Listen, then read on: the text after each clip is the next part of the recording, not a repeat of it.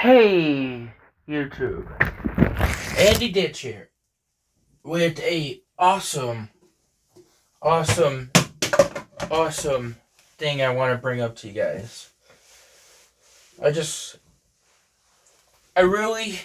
watching a video on YouTube, and I'm not going to say what video or where or how I got this, because that's for you to figure out, not me.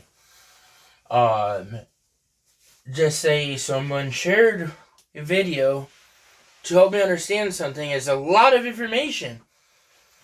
Okay, a lot of information to unpack. And I'm comparing this with the information that I understand about one thing. Okay.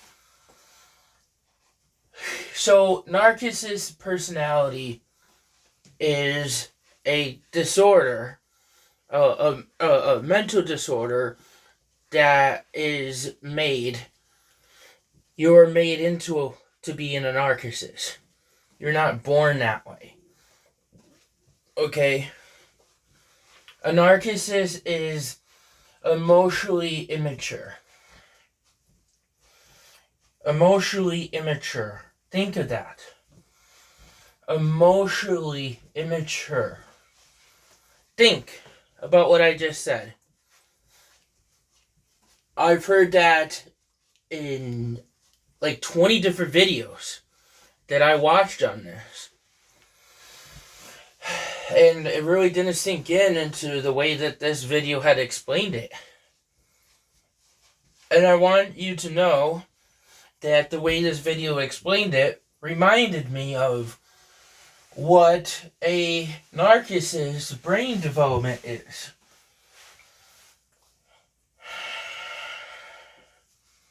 Everybody has been abused as a child in some way, or neglected in some way at some point.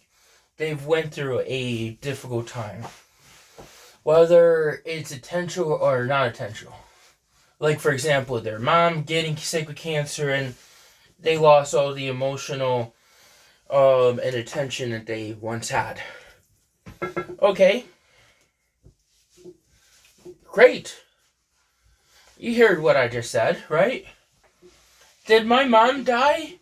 No. Did my mom get sick? No. My mom had a back injury. But I had the attention. I had assistance. I had a social life. My social needs were met by taking me and Joe out to special needs groups and programs. Okay? With kids my age and developmental abilities. I also was with other kids that were normal, neurotypical. But those kids were more younger than me, like 10 years younger than me. Okay, there was kids in my classroom that were the same age as me. See where I'm going here? See where I am going here, but I also went to a special needs school and classes. Okay, I think we're going here where I am just setting the stage here for things. My family took us to Fantasy Island a lot, Daring Lake. We went to a few Sabres games, even a Bills game. And that was during the Jim Kelly days. We beat the Houston Oilers that year. I think you're seeing the picture here, right? I had a life that was not neglected emotionally, physically. Physical needs mean like food, medicine, and our medical care was not neglected. Our social life was not neglected. So you can't really say I was neglected anyways. Except for needing a structure, a predictable environment, to add tools to be able to be more independent and providing my own structure and assistance. I get that part. I don't think you can expect my mom to do all of that for me. But she did try, and unfortunately, I just could never copy what she had did. It helped the things that she helped me with, and yeah, I just let you know I'm sorry. Okay, so emotionally, a narcissist is immature, right? Emotionally, they're immature. Mentally, they're there. They're very sharp. Their frontal cortex is able to think and do things and know how to, think things through and can do independent living skills and stuff. That part is actually more mature than a normal brain, believe it or don't.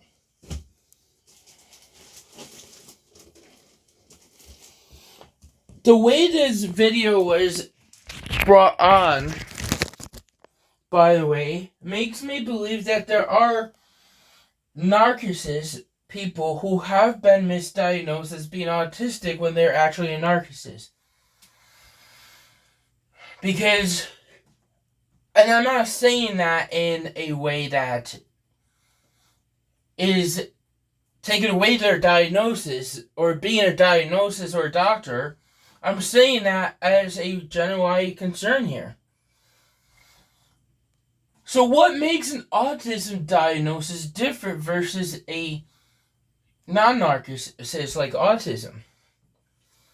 The difference is the brain develops unevenly in an autistic brain.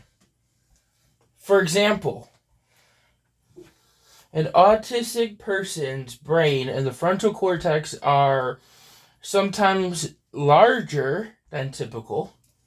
They have more the space of the frontal cortex is sometimes larger, okay? That's number one. Than normal. 2, that frontal cortex is also underdeveloped and the nerves and the connections in that frontal cortex are not working properly because the brain never pruned those or reduced the connections during its development. Okay. So there are certain brain regions in the cortex that are hypersensitive and overactive versus others.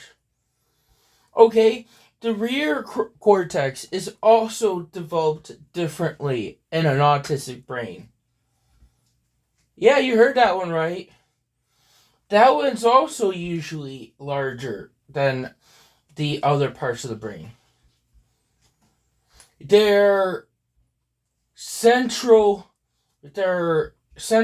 brain with that the involuntary body function part, like emotional regulation, body temperature, that kind of stuff, around the Bukagata area, are underdeveloped.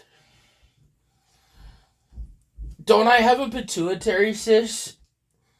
Yeah, I do. It's not very large, but it's there.